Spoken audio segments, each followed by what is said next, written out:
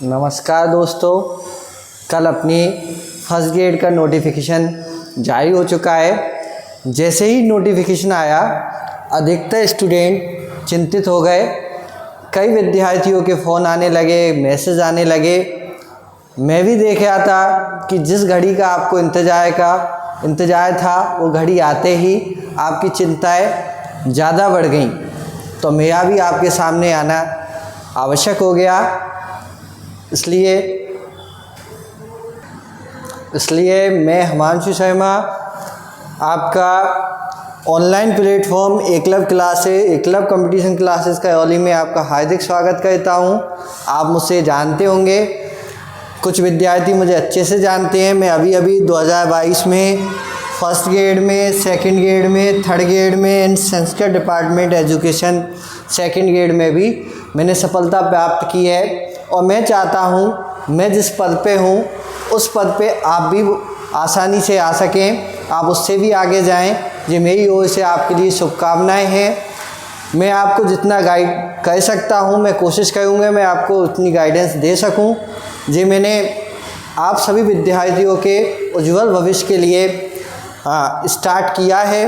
आप सभी जैसे मैंने सफलता प्राप्त की है, शायद आप भी मैं आपकी सफलता में कुछ सहयोग प्रदान कर सकूं। इसके लिए तो कल जो नोटिफिकेशन आया है फर्स्ट ग्रेड का, हम उस पर थोड़ी सी बातें करते हैं। कैसे अपने को तैयारी करनी है, किन किन बातों का ध्यान रखना है, कौन कौन सी गलतियां विद्यार्थी करते हैं आमतौर पे, उनको भी अपन लेके चलेंगे। कौन सी गलतियां नहीं करनी है, कैसे अपने को सीखना है, वो सब अपन देखते हैं। तो सबसे पहले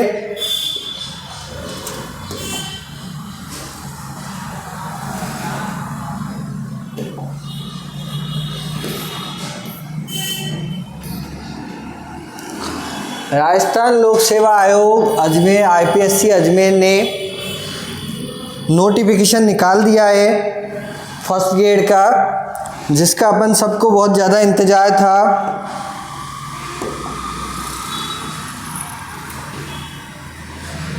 IPSC अजमेर ने अपने को नोटिफिकेशन निकाला है। इसमें अपने को क्या क्या देखना है, देखें।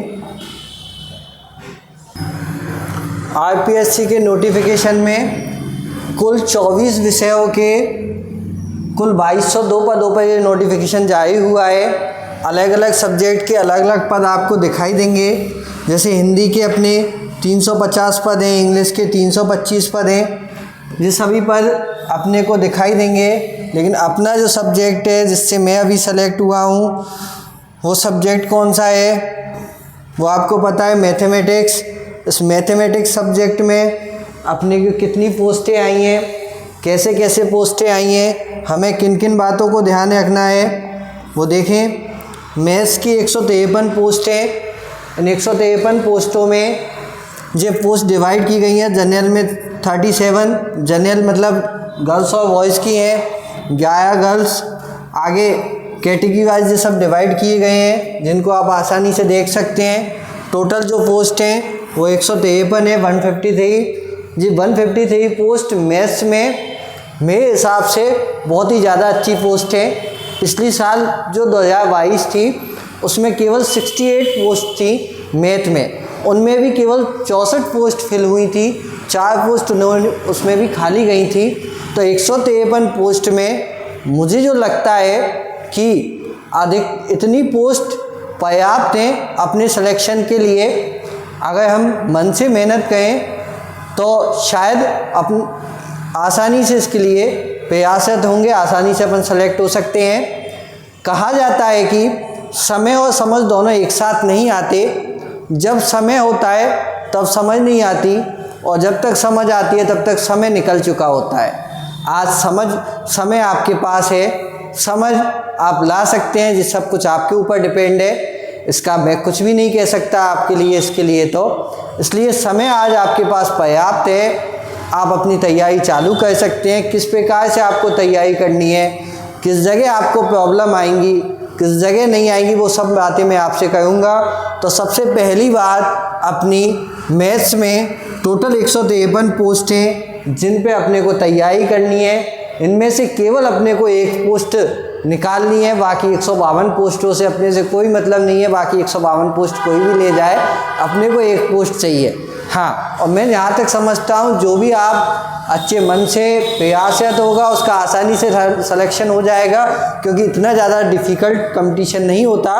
भीड़ बहुत होती है, कंपटीशन बहुत कम होता है। बस आप प्रयासरत रहें अपने लक्ष्य की ओर, बाकी कोई इशू आपको नहीं आने वाला है। 153 पोस्ट आपकी हैं। 153 पोस्टों में अब गणित विषय की 4 जो पोस्ट हैं जो 2022 की हैं, 2022 की जो 4 पोस्ट बैकलॉग की हैं एसटी कैटेगरी की, तो एसटी कैटेगरी में ये भी आपको फ़ायदा है कि 4 पोस्ट आपकी बैकलॉग की भी हैं, जिस सामने लिखा हुआ है गणित विषय में अनुसूचित जनजाति की।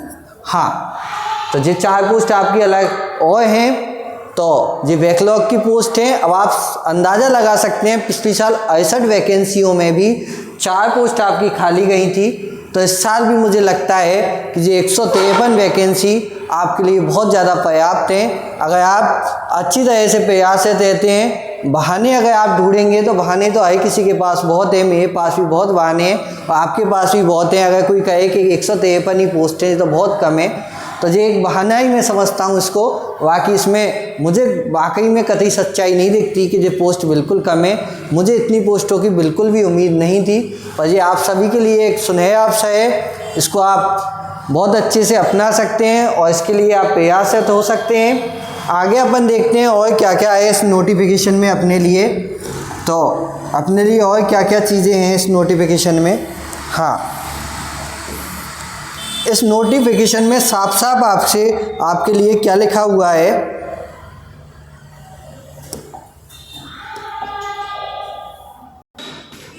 हाँ, तो आपकी जो शैक्षणिक योग्यता है वो क्या है। अगर आपकी एमएससी बीएड कंप्लीट है तब तो आपको कोई टेंशन की बात नहीं है। बाकी इसमें साफ साफ लिखा हुआ है पद की अपेक्षित शैक्षणिक अर्हता के अंतिम वर्ष की परीक्षा में सम्मिलित हुआ हो या सम्मिलित होने वाला व्यक्ति भी आवेदन करने के लिए पात्र होगा। यानी यदि आपकी एमएससी कंप्लीट है और बीएड चले रही है, तो बीएड में आपका फर्स्ट ईयर कंप्लीट हो चुका है, फर्स्ट ईयर का रिजल्ट आ चुका है, आप सेकेंड ईयर का एग्ज़ाम दे रहे हैं या देने वाले हैं, तो आप पात्र होंगे। पर उसकी शर्त क्या है, आप उस आयोग द्वारा आयोजित प्रतियोगी परीक्षा से पूर्व शैक्षणिक अर्हता अर्जित करने का सबूत देना होगा। यानी आपकी जब भी इसकी फर्स्ट ग्रेड की एग्ज़ाम होगी उससे पहले अगर आपकी एमएससी कंप्लीट हो चुकी है और बीएड आप कर रहे हो सेकेंड ईयर, तो बीएड सेकेंड ईयर का रिजल्ट आ जाना चाहिए। जब अगर बीएड कंप्लीट है और एमएससी कर रहे हो तो एमएससी सेकेंड ईयर का रिजल्ट आ जाना चाहिए। कहने का मतलब, अगर आपकी एमएससी कंप्लीट है और बीएड सेकेंड ईयर में आप हैं तो आप एलिजिबल हैं। बस एग्ज़ाम होने से पहले आपके बीएड सेकेंड ईयर का रिजल्ट आ जाना चाहिए। जब अगर बीएड कंप्लीट है और एमएससी चलेगी तो एमएससी सेकेंड ईयर में आप एग्ज़ाम दिए हैं तो उसका भी रिजल्ट आपकी एग्ज़ाम होने से पहले आ जाना चाहिए। ये बहुत सिंपल सी बात है, आप इसको समझ सकते हैं। उसने आयु की सीमा क्या है अपनी, 21 वर्ष, कम से कम 21 वर्ष का होना चाहिए और अधिकतम 40 वर्ष का होना चाहिए। अब इसके लिए भी कैटेगरी वाइज जो छूट हैं वो भी इसमें नीचे लिखी हुई हैं, पर कम से कम न्यूनतम तो 21 होनी चाहिए, अधिकतम 40 से भी ज़्यादा है तो आप अपनी कैटेगरी के हिसाब से आपको छूट भी दी गई है। जैसे अनुसूचित जाति, अनुसूचित जनजाति, अन्य पिछड़ा वर्ग, जाति पिछड़ा वर्ग या आर्थिक रूप से कमजोर वर्ग के लिए 5 वर्ष की अधिकतम आयु में छूट है। न्यूनतम आयु में कोई छूट नहीं होती। न्यूनतम आयु तो आपकी 21 वर्ष ही होनी चाहिए।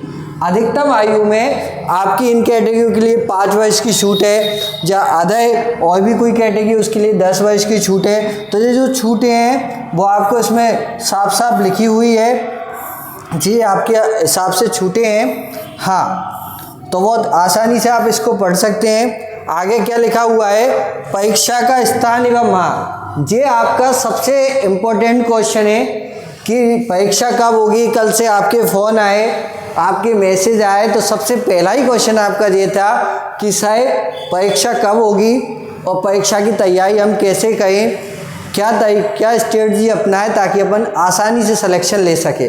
तो सबसे पहले मुझे जो लगता है परीक्षा की तिथि में कि परीक्षा की तिथि कब होगी, तो वैसे तो अभी तक इसके बारे में कुछ नहीं कहा जा सकता कि परीक्षा कब होगी, लेकिन परीक्षा जब भी होगी आपको पता लग जाएगा। लेकिन मेरा जो अंदाज़ा है वो लगभग जून जुलाई में इसकी एग्ज़ाम होने के मुझे चांस लगते हैं कि जून जुलाई में इसकी एग्ज़ाम हो जाएगी। यानी अभी भी आपके पास लगभग 7-8 महीने हैं, और 7-8 महीने में अगर आप बेस्ट स्ट्रेटजी अपनाते हैं तो आप इजी वे में सिलेक्शन निकाल सकते हैं, क्योंकि पोस्ट काफ़ी अच्छी हैं और कंपटीशन बिल्कुल भी बहुत ज़्यादा नहीं है। भीड़ बहुत दिखाई देगी, वास्तविकता में पढ़ने वाले लोगों की बहुत कमी है। तो आपके परीक्षा स्थान व तिथि के बारे में अभी कोई कुछ भी नहीं कहा है उन्होंने, लेकिन मेरा जो अंदाज़ा है वो जून जुलाई में इसकी एग्ज़ाम होने के चांस हैं। अब उसने कहा है कि आवेदन की अवधि, यानी आपकी फॉर्म अप्लाई करने की जो तारीख है वो कब से कब तक की है, तो फॉर्म अप्लाई आप 5 नवंबर से और 4 दिसंबर तक रात 12 बजे तक आप फॉर्म अप्लाई कर सकते हैं। आप अंतिम डेट का इंतज़ार नहीं करें, 4 दिसंबर अंतिम डेट है, 5 नवंबर से स्टार्ट है, तो लगभग 10 नवंबर, 11 नवंबर, 15 नवंबर तक आप अपना फॉर्म फिल कर दें, क्योंकि लास्ट में साइट थोड़ी सी बिजी हो जाती है तो साइट कम चलती है। आप अपना सबसे पहले काम फॉर्म भरने का करें। इसके आगे और क्या बात अपने इस नोटिफिकेशन में है जानने के लिए, तो देखें। और बहुत सिंपल सी बात है, आपको OTI करना पड़ेगा। अधिकतर विद्यार्थियों ने OTI कर रखा है, जिसने नहीं किया है वो कर सकता है, वो कोई बड़ी बात नहीं है OTI करना। उसमें आपके नाम, पिता के नाम, जन्म तिथि और लिंग में किसी स्तर पर कोई संशोधन नहीं होगा, है ना, संभव नहीं होगा, इसलिए ध्यान से कहें। आप अपना जब भी OTI करवाएं अपना नाम, फादर नेम सभी आप अच्छे से देख लें, जन्म तिथि, लिंग। तो ये भी बहुत कॉमन सी बात है, इसमें भी कुछ ज़्यादा जानने योग्य आपके लिए नहीं है। आपके लिए जानने योग्य बात क्या है, एक तो सबसे पहले अपना फॉर्म अप्लाई करें। फॉर्म कब से स्टार्ट है, 5 नवंबर से 4 दिसंबर तक के बीच।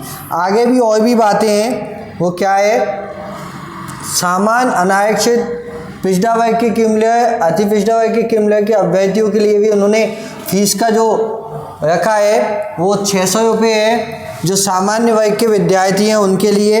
बाकी विद्यार्थियों के लिए जो आरक्षण वाइज है उनके लिए छूट भी है, तो वो भी इसमें लिखी हुई है, वो भी बहुत ज़्यादा बड़ा कोई मुद्दा नहीं है ना। तो अपने लिए जो जो खास इम्पोर्टेंट बातें थी इसमें, वो क्या क्या थी वो अपन ने देखा इसमें। हाँ, सिलेबस आपको पता होगा, फर्स्ट ग्रेड में अपने 2 पेपर लगते हैं। पेपर फर्स्ट जो कि आपकी जीके का होता है, पेपर फर्स्ट में क्या क्या आता है वो आपको पता है। आपका सिलेबस मैं अभी दिखाऊंगा क्या आपका सिलेबस है। 2 पेपर होंगे, एक तो पेपर फर्स्ट ये होगा आपका 150 मार्क्स का, और एक होता है पेपर सेकंड, ये होगा आपका 300 मार्क्स का। पेपर फर्स्ट आपका जीके का है और पेपर सेकंड आपकी सब्जेक्ट का है। अपनी सब्जेक्ट मैथ है तो मैथ्स का है 300 नंबर का। पेपर फर्स्ट में क्या क्या क्वेश्चन आते हैं, कैसे आते हैं, वो भी मैं अभी बताऊंगा। इस सिलेबस के बारे में भी आपको बताऊंगा। हाँ, आगे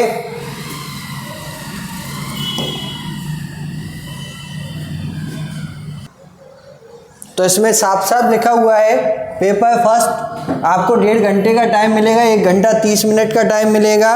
इसमें क्या क्या चीज़ें आएंगी वो भी इसमें साफ साफ लिखा हुआ है। क्या आएगा, history of Rajasthan and Indian history with special emphasis Indian national movement, बाकी सब चीज़ें देखा है। Mental ability test, statics, mathematics secondary level, language ability test, ये सब चीज़ें इसमें आएंगी। हाँ, general science, Indian polity, geography of Rajasthan, ये सब चीज़ें इसमें आएंगी। एजुकेशन साइकोलॉजी, हाँ, ये सब चीज़ें अपने इसमें आएंगी। 1.5 घंटे का पेपर, 150 क्वेश्चन, 150 नंबर का, 75 क्वेश्चन का। और बाकी आपके सब्जेक्ट का पेपर इसमें लिखा हुआ है वो कितने आवर का है, 3 घंटे का 300 नंबर का पेपर होगा। 150 क्वेश्चन आपसे पूछे जाएंगे। ये आपके लिए सबसे इम्पोर्टेंट पेपर होता है, सेकंड पेपर आपके सब्जेक्ट का। बाकी नेगेटिव मार्किंग है वो भी आपको पता ही होगा सब चीज़ें। अब इनके अपन सिलेबस जो आपका नोटिफिकेशन था, जो आपके नोटिफिकेशन में साफ साफ दिखाई दे रहा है अपने को सब चीज़ें। अगर कोई भी और भी डाउट हो तो आप इसमें नीचे कमेंट करके हमसे पूछ सकते हैं कि इसमें क्या होगा, आपको कोई भी डाउट है। बाकी ऐसा कोई साफ साफ लिखा हुआ है नोटिफिकेशन में, आपको कोई टेंशन की बात नहीं है। अब मैं देखता हूँ पेपर फर्स्ट में क्या आता है, अपने को पेपर फर्स्ट में कैसे तैयारी करनी है। पेपर फर्स्ट अपन देखते हैं पेपर फर्स्ट में क्या क्या आता है। पेपर फर्स्ट में तो पेपर फर्स्ट में साफ साफ लिखा हुआ है, paper first general awareness and general studies. हाँ, इसमें साफ साफ लिखा हुआ है कि हिस्ट्री ऑफ राजस्थान,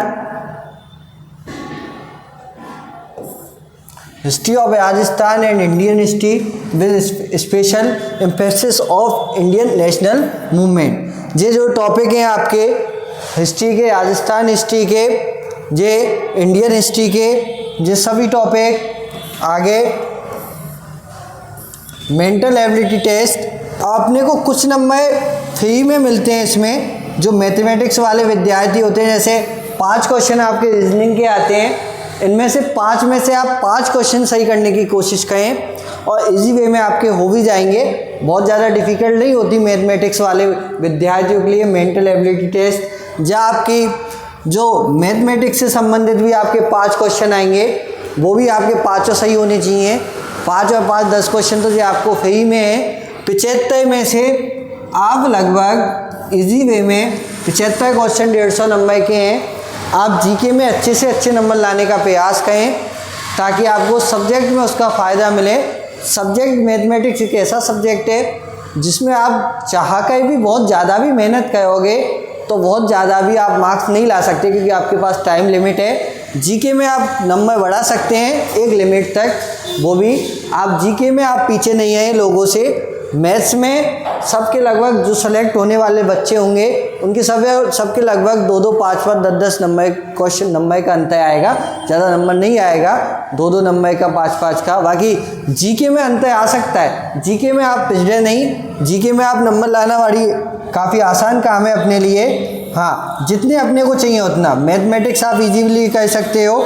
मैथमेटिक्स में सामान्य हिंदी के 5 क्वेश्चन आएंगे, सामान्य हिंदी के 5 क्वेश्चन भी आप इजी वे में कर सकते हैं। हाँ, जनरल इंग्लिश के 5 क्वेश्चन आते हैं, वो भी आप कर सकते हैं, जिनमें से 5 नहीं 2 कर लें, 3 कर लें। हिंदी में भी 5 नहीं तो 3 या 4 कर लें।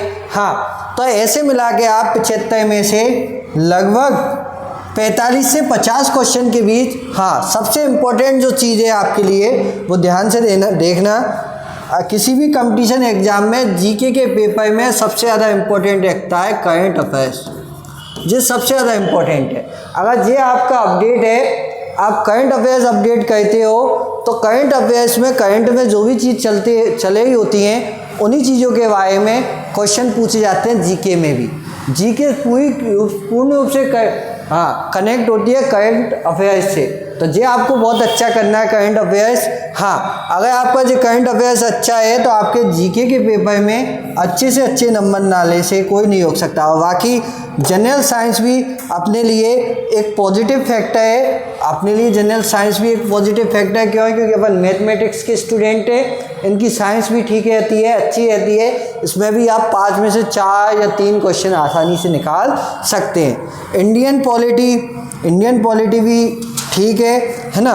पॉलिटी के मैंने देखा है कि कई बार तो आईपीएससी बहुत ज़्यादा इजी क्वेश्चन पूछ लेती है, और कई बार पॉलिटी में आईपीएससी जो क्वेश्चन पूछती है उसका पता ही नहीं चलता कहाँ से पूछा है, क्या है, अपने को ही समझ नहीं आता क्या पूछा गया है। तो पॉलिटी अपने से जितनी हो सके नॉर्मल बातें तो अपने को आनी चाहिए। हाँ, जो बातें इसमें हैं कि जैसे जो भी इसमें पूछा गया है, बताया गया है, कैबिनेट, प्राइम मिनिस्टर, इन सब के आर्टिकल जो हैं वो अपने को आने चाहिए।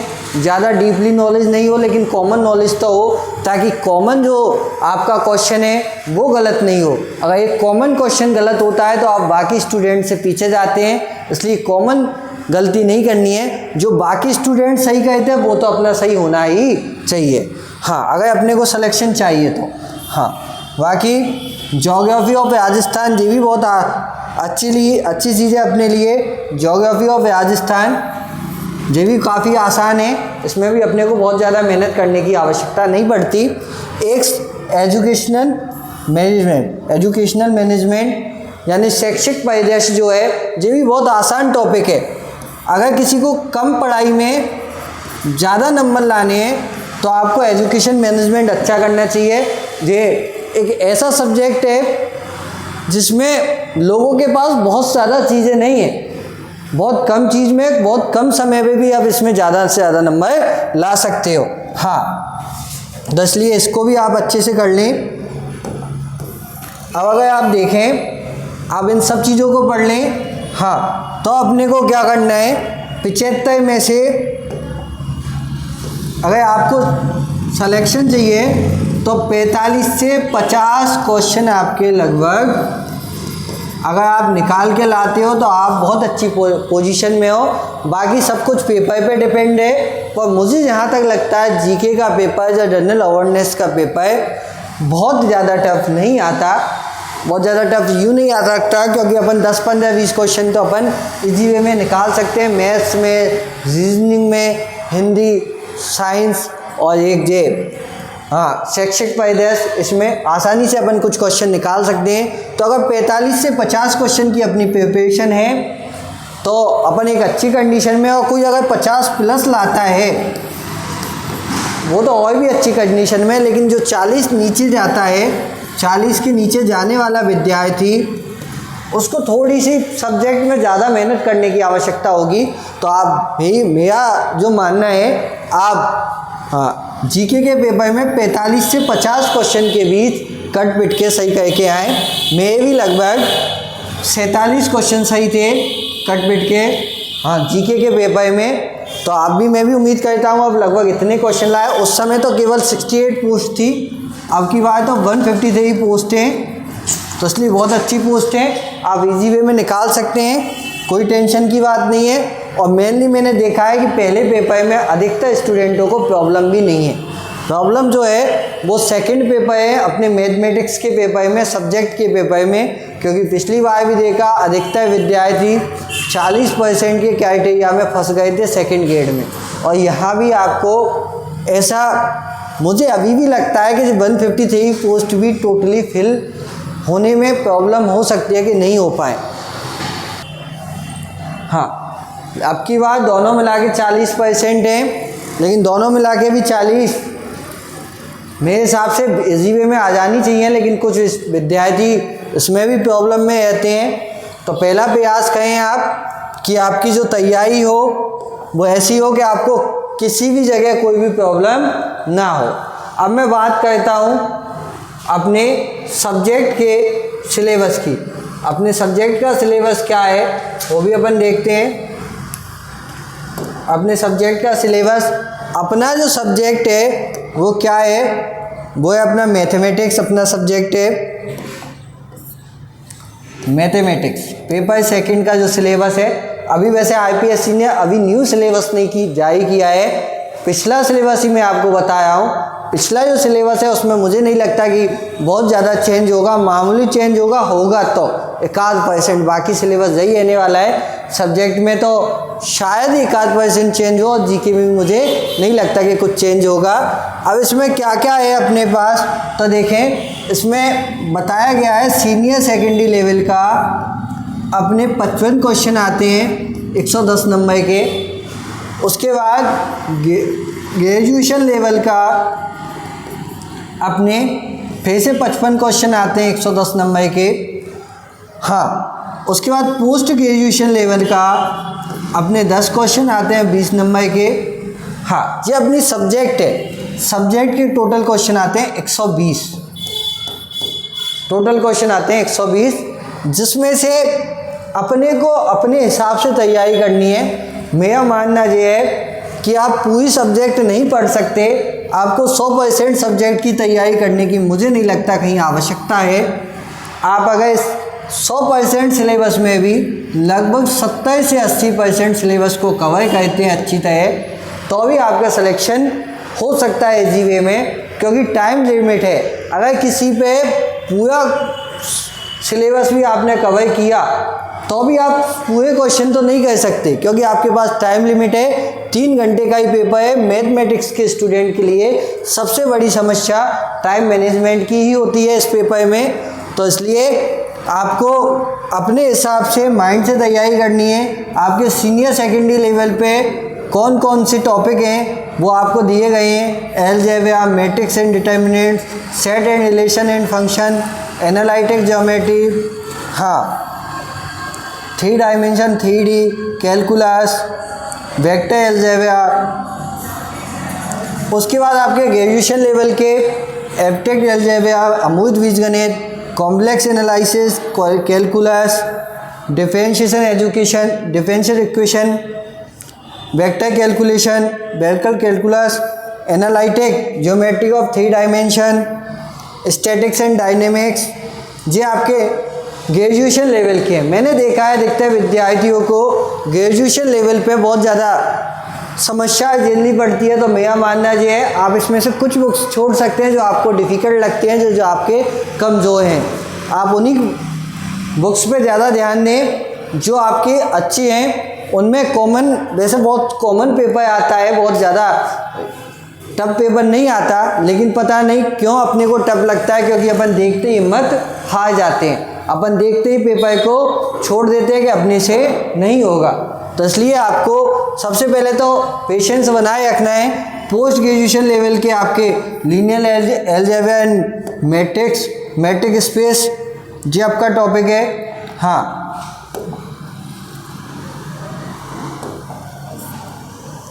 Linear algebra and matric space. और क्या है अपना टॉपिक इसमें? आपका integral transform and special function. और क्या है? Differential geometry and tensor, numerical analysis. हाँ, आगे ऑप्टिमाइजेशन टेक्निक। ये सब अपने मैथ के 120 क्वेश्चन का सिलेबस है, जिसमें से मेरा मानना है लगभग आप 70 से 80% सिलेबस भी कवर करते हैं तो आप अच्छी पोजीशन में हैं। मेरा मानना है आप रोज़ाना अगर 4 घंटे सब्जेक्ट पढ़ते हैं तो 1.5 घंटे आप प्रैक्टिस करें। जितने आप क्वेश्चन करोगे, सबसे मेनली क्वेश्चन क्या पूछा जाता है? सर मैं इस कोचिंग को के नोट्स पढ़ रहा हूँ, मैंने इससे कोचिंग की है, क्या इस कोचिंग के नोट्स पर्याप्त हैं क्या इसकी जो शीट्स हैं वो पर्याप्त हैं क्या ये बुक्स पर्याप्त है क्या अपने लिए? तो मेरा मानना है कि आप कुछ भी पढ़ें, आप किसी की भी शीट पढ़ें या किसी की भी बुक्स पढ़ें, कोई भी बुक्स पढ़ें, आपके लिए सब चीज़ें पर्याप्त हैं। मैथ्स में आपको ज़्यादा नहीं पढ़ना है, मैथ्स में आपको अच्छे ढंग से पढ़ना है। आपकी जो सोच है वो क्वेश्चन तक पहुंचनी चाहिए। किसी कोचिंग की शीट आपके लिए पर्याप्त हो सकती हैं, मैं मानता हूं उस बात को, और ये भी मैं मानता हूं कि आप कुछ भी पढ़ लें तो भी आपके लिए पर्याप्त नहीं है, क्योंकि आपकी अगर सोच डेवलप नहीं है, आपको क्वेश्चन देखते ही समझ में आना चाहिए कि क्वेश्चन कहाँ से पूछा गया है और किस प्रकार से ये होगा। तो आपको बहुत कम चीज़ें आपको भले ही आए, लेकिन आप क्वेश्चन करने की टेक्निक अगर आपके पास है तो आपको कोई टेंशन की बात नहीं है। और सबसे इम्पोर्टेंट चीज़ आपका जो है ये वाला पार्ट अगर मजबूत है, एजुकेशन साइकोलॉजी वाला पार्ट, तो इसके 20-30 क्वेश्चन, जैसे पिछली बार इसमें ऐसे 5 टॉपिक भी इसमें दिया गया है, लेकिन उससे क्वेश्चन पूछे ही नहीं गए थे पिछली बार। जैसे एक ये भी दिया गया है पेडालॉजी एंड टेक्नोलॉजी, और एक ये कंप्यूटर्स। ये कंप्यूटर के क्वेश्चन पिछली बार आए नहीं थे 2022 के पेपर में। जो सब क्वेश्चन हैं वो एजुकेशन साइकोलॉजी से आ गए थे। तो ये जो 30 क्वेश्चन है वो भी आपके लिए बहुत महत्वपूर्ण है। क्यों महत्वपूर्ण है वो आप समझ सकते हैं बहुत आसानी से, क्योंकि इन 30 क्वेश्चनों में आपको टाइम नहीं लगेगा, जिसमें आप टाइम बचा सकते हो। बाकी जो सब्जेक्ट के 120 क्वेश्चन हैं उनमें आपको टाइम देना पड़ेगा। इन 30 क्वेश्चनों में आप टाइम बचा सकते हो। तो ये 30 क्वेश्चन भी आपके लिए बहुत इंपॉर्टेंट है। मेरा मानना ये है जिसके ये मजबूत हैं उसको सब्जेक्ट में थोड़ी सी मेहनत अगर कर लेता है, 70-80% सिलेबस कवर कर लेता है, तो इजी वे में सिलेक्शन निकाल सकता है। तो मेनली बात क्या है, एक तो आप किसी भी बुक्स या किसी भी नोट्स या किसी भी आपके कोचिंग के जो शीट है उनके लिए ये क्वेश्चन कभी नहीं कहें कि आज ये पर्याप्त है या नहीं है, बिल्कुल पर्याप्त हैं। आपकी सोच अगर उनसे इतनी डेवलप होती है कि आप क्वेश्चन तक पहुंच सकते हैं। अगर आप क्वेश्चन तक अपनी सोच को डेवलप नहीं कर पाए तो आप कुछ भी पढ़ लें, आप पूरी दुनिया की बुक्स भी पढ़ लें तो भी आपसे पेपर नहीं निकलेगा। मेनली ये क्वेश्चन देखते ही आपकी सोच पहुंचनी चाहिए कि ये क्वेश्चन मुझसे होगा या नहीं होगा। अगर नहीं होगा तो उसको तुरंत छोड़ दें, क्योंकि टाइम बहुत लिमिटेड है अपने पास मैथ्स के पेपर में, अपने से टाइम कवर नहीं होगा। तो इसलिए आप अगर अपनी सोच को डेवलप कर पाते हैं किसी भी बुक से, किसी भी कोचिंग की सीट से, तो आपके लिए एनफ है। इसलिए आपको कोई टेंशन की बात नहीं है, आपको अपनी तैयारी बरकरार रखनी है। बाकी हम बीच बीच में आपसे जुड़ते रहेंगे आपको गाइडेंस देने के लिए। आपको और भी कोई समस्या हो तो आप हमसे पूछ सकते हैं, बता सकते हैं। Thank you. आप मेरे से अगर संपर्क करना चाहते हैं, अगर आपको कोई भी प्रॉब्लम है तो आप मेरे इस नंबर पे संपर्क कर सकते हैं, अपनी समस्या मुझे व्हाट्सएप पे बता सकते हैं। ये नंबर लिखा हुआ है, इस पर आप मुझे कभी भी व्हाट्सएप पर मैसेज कर सकते हैं। नंबर आपका 7240664403 जी मेरा नंबर है। आप इस पर संपर्क करके अपनी समस्या बता सकते हैं। Thank you.